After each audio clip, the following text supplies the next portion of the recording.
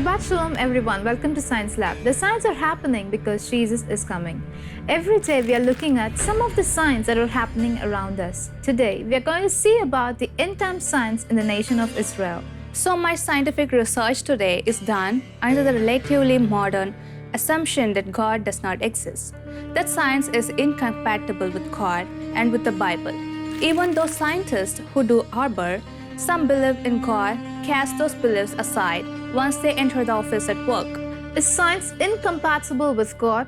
Is the Bible really just a handful of made-up stories set against the backdrop of real-life places? You ought to know. In 1867, Mark Twain toured the land of Israel, known back then as Palestine. Here's how he described it: a desolate country whose soil is rich enough but is given over wholly to weeds, a silent, mournful expanse. There was hardly a tree or shrub anywhere. Palestine sits on sackcloth and ashes, desolate and unlovely. Today, Mark Twain would not have even recognized this land. Out of rocky soil, out of swamps, and even out of deserts, Israelis have created gardens, vineyards, and farms with some of the most innovative techniques in the world.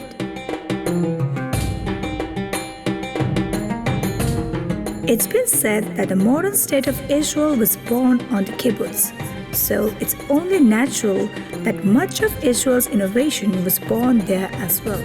The kibbutz is the cornerstone in a lot of ways, and in a lot of things too in Israeli society. People came back wanting to create a collective and an equal society, and kibbutz soon became a very effective way to defend the land, to start getting young people engaged in agriculture, and Jews were forbidden in most countries of the world. Actually, own land or to work the land. Jews couldn't be farmers. To all of a sudden see a generation of Jews farming the land in the collective environment was incredible.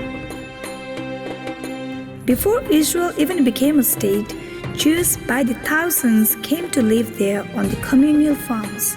But when they arrived in the Promised Land, it wasn't exactly flowing with milk and honey. The coastal plains were swampy, the Galilee in the Judean hills were rocky, and the southern half of the country was mostly desert.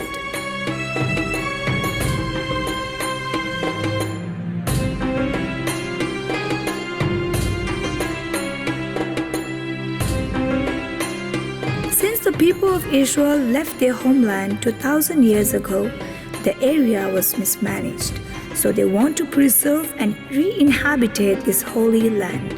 The early Jewish settlers faced a number of obstacles, from the bad soil to better wind radius. But they faced an even bigger enemy that threatened to destroy the Jewish state before it began. In the early decades of the 20th century, Israel was a breeding ground for mosquitoes carrying malaria. They overtook the coastal plains and the Jordan Valley, the only land available for Jews to buy, since the local Arabs had decided it was uninhabitable. In 1920, more than a third of all the Jewish residents of Palestine had malaria. So with no other choice, they went to work. They drained the swamps and sprayed the land and changed the flow of water and irrigation canals to interrupt the mosquitoes' breeding. They were so successful that a commission from the League of Nations visited Palestine to learn what they did.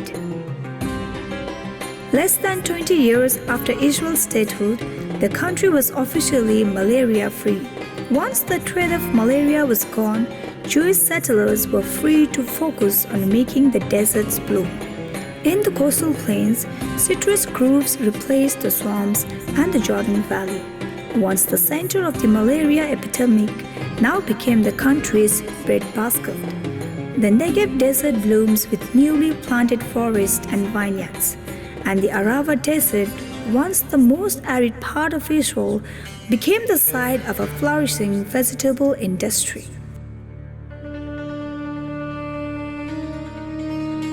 All of this was accomplished in the first 20 years of Israel's statehood. In that time, They have more than doubled their standard of living, and they are using the experience to help other countries. In the 1970s, they created a newly breed of cherry tomato that's disease resistant and has a longer shelf life. They also bred a new kind of potato that can grow in hot and dry climates and irrigated by salt water. These vegetables are now being grown in dry countries like Jordan, Egypt, and Morocco. Israeli scientists not only found ways to grow more crops, they also found new ways to preserve them. Grain Pro cocoons provided an inexpensive way for farmers to keep their grain market fresh by keeping out of water, air, and insects. The Israeli cocoons are being used in Africa, the Far East, and even Pakistan, a nation with no diplomatic ties to Israel. Israel, a young country, is today a global leader in advanced technologies and agro-solutions. Since its independence in 1948, the country has overcome obstacles like water scarcity and limited land through constant innovation and enhanced technology. An outstanding system of agricultural research and development has provided Israeli farmers with brilliant results, allowing Israel to share its breakthroughs with other countries. India has partnered with Israel to boost agricultural sector and to meet the demands of a growing nation. In 2008, governments of India and Israel introduced a joint project. It was aimed to increase the quality and quantity of the farmers' yield and to create new horticultural avenues while optimizing the use of resources. With a significant impact on households across India, the project offers a holistic approach to ensure food security and sustainability. Established in 1958, Mashab is sharing Israeli experience and knowledge through capacity building worldwide and training programs aimed at sustainable development. Mashab's vision is turned into action to collaborations with other governments and international organizations. The agricultural knowledge transfer is performed by SENATCO, the professional affiliate of Mashab.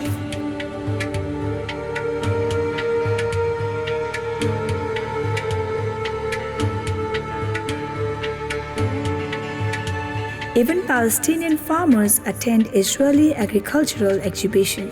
Palestinian farmers from the Gaza Strip join colleagues from Israel as well as 150 Palestinians from the West Bank at the exhibition.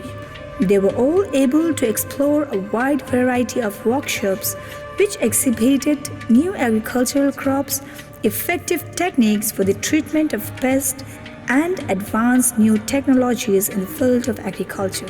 During the 2012 agricultural season, more than 460 tons of strawberries, 40 tons of peppers, 17 tons of cherry tomatoes, and over 1.5 million flowers have been exported from the Gaza Strip to European market via Israel.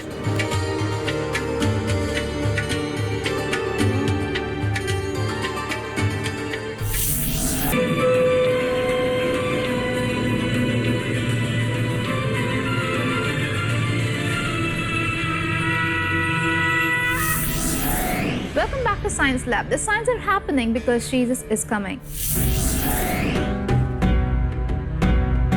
Israelis have been doing organic farming for over 40 years. Kibbutz Eliyahu was founded by German refugees in 1934, and many of their early members were survivors of the Holocaust. The biggest problem that we had when we had started the organic was, what do you do if you are not using chemicals? How do you get rid of the pest?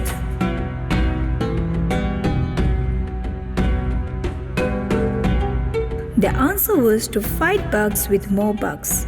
Every single thing in nature has a natural enemy. What eats or what attacks these pests that are attacking our crops? They started breeding different insects in the bomb shelter of the kibbutz. The idea was to breed predators to destroy the pests that eat their crops. The result was a new company called BioBee. Eventually, they won over farmers in Israel and in 32 other countries as well.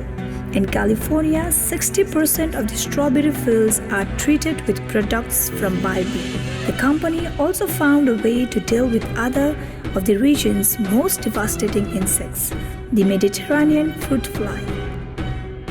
They take the males of the species and they sterilize them, and then they release the sterile males into the environment. There is no future generation, and slowly they lower the population without using harmful chemicals. They also solved another agricultural problem: how to pollinate greenhouse plants.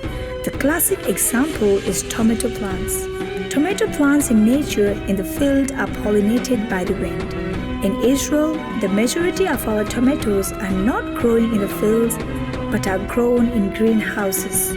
And in greenhouse, in a climate-controlled environment, there is no wind, no natural pollination, so they have to find other methods of pollination. Their solution was to breed bumblebees. They collect pollen for food and they had to go and work even in cold weather conditions. They don't have stores of honey in the hive, they have to go and work. The farmers' money are saved because instead of paying people, the bees are doing the work.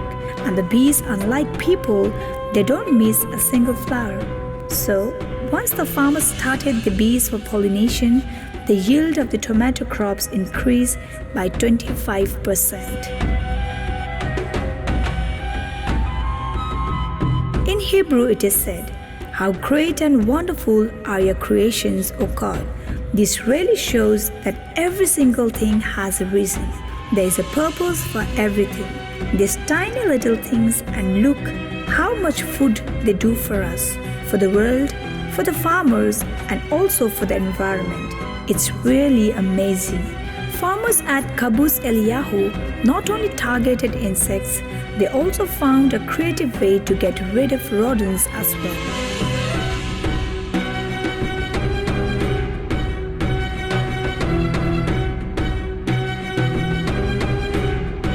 What we used to do is basically used to take poisons in a bottle in a teaspoon, and somebody's job was to wake up and down the roads, and every time they saw a mouse hole, to take a teaspoon of poison and throw it down the hole. Now obviously that's not ecologically friendly. On the top of that, if it rains or if it irrigates our fields, all that poison is going in the grounds. So they thought, what is a natural solution to rodents? And the natural solutions that they found is the barn owl. Barn owl was an amazing raptor. 2 owls can capture an average of 2,000 to 5,000 mice a year. That's a lot of rodents. There was just one problem with the owls. They fly away. And one of the places they would fly to Jordan, which is very close by. In Jordan, they were shooting them. And other folklore, the barn owl is the harbinger of death, and they were very superstitious about the barn owls. So if they see a barn owl, they shoot it. So very simply, the farmers went to Jordan and invited the Jordanian farmers to come to stay out to see what they were doing there. This was over 20 years ago, and today they have over 2,600 nesting boxes across the country. Numbers keep growing, but also it's become a wonderful program of regional cooperation, also with Jordan as well as with the Palestinian Authority.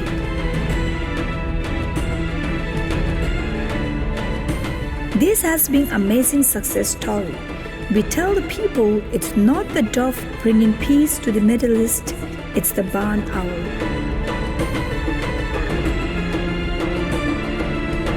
Israel is one of the world's leading fruit citrus producers and exporters as well, including oranges, grapefruit, tangerines, and the pomelo, a hybrid of grapefruit and a pomelo, developed in Israel.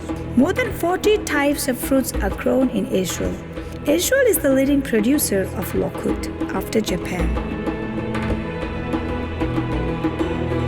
Israel produces vast quantities of flowers for export. Flower exports in 2000 exceeded $50 million. The flowers grown most commonly are chamelions, followed by roses, which are grown on 214 acres of land. In addition to flowers favored in the West such as lilies, roses, and tulips, Israel exports desert varieties. It has become a major player in the global floral industry, especially as a supplier of traditional European flowers during the winter months.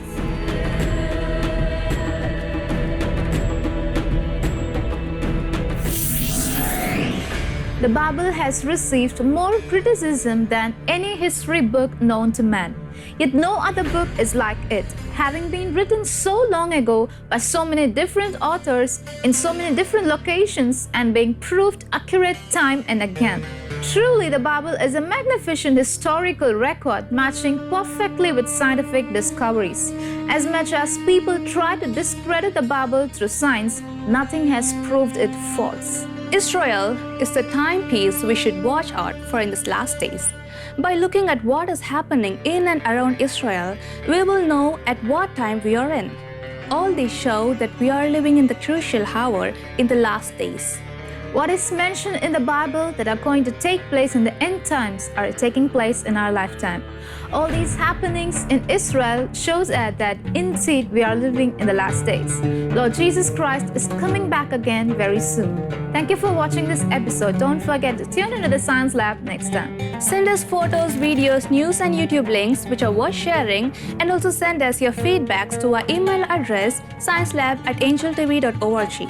Suppose if you have missed any of the episodes, don't worry, you can watch it again and again in our Science Lab YouTube page. But do not forget to like, share and comment on the video. Ask your friends or relatives to watch the Science Lab so that they will know that we are living in the last days. Remember, signs are happening because Lord Jesus is coming. Maranatha.